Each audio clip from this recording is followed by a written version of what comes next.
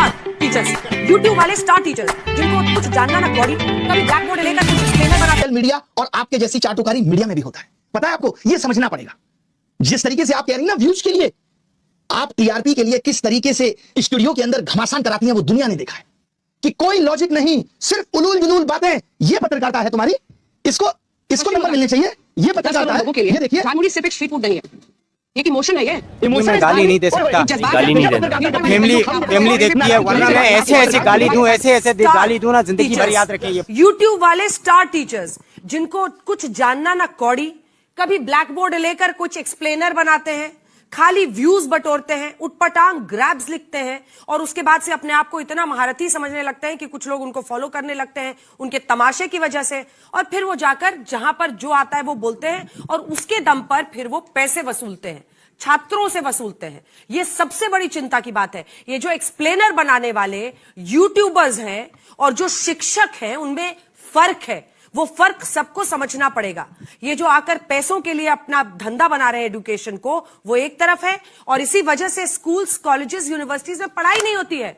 बच्चों से कह दिया जाता है कि भैया तुम कोचिंग सेंटर कोई ज्वाइन कर लो तभी तुम क्रैक कर पाओगे। ये कैसी व्यवस्था में हम जी रहे हैं? अगर हम एंकर की बातों को थोड़ा और करीब से देखें तो उनके निशाने पर सीधा इन डिजिटल टीचर्स का बिजनेस मॉडल था। उनका तर्क है कि ये प्लेटफॉर्म्स पढ़ाई को सिर्फ पैसे कमाने की एक मशीन बना रहे हैं। और इसका असर क्या हो रहा है?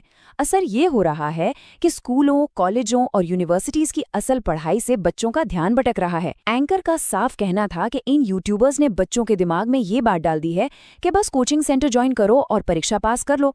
उन्होंने इन डिजिटल शिक्षकों के ज्ञान को लिटरली 2 कौड़ी का ज्ञान तक कह डाला। और क्या हमारे प्रधानमंत्री आम खाते हैं या क्या आप बटवा रखते हैं? आप अपनी जेब में पर्स रखते हैं क्या? पर्स रखते हैं। लेकिन जब बात आती है बेरोजगारी की, 2020 की नई शिक्षा नीति के जमीनी हकीकत की, लगातार हो रहे पेपर लीक जैसे गंभीर मुद्दों की, तो वहां एकदम सन्नाटा छा जाता है। पेपर लीक उद्योग चल रहा है, पेपर लीक उद्योग। करने के लिए शिक्षक ने एक बहुत ही सटीक डेटा का इस्तेमाल किया।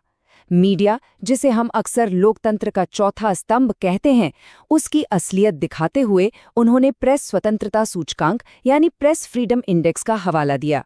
उन्होंने याद दिलाया, मैडम 157 ये तुम्हारी रैंक है, ठीक है, और अगर तुम्हें कभी शक हो। अब आते हैं इस चर्चा के सबसे अहम और चौथे हिस्से पर, शिक्षा का असली संकट और इसके पीछे की कड़वी सच्चाई।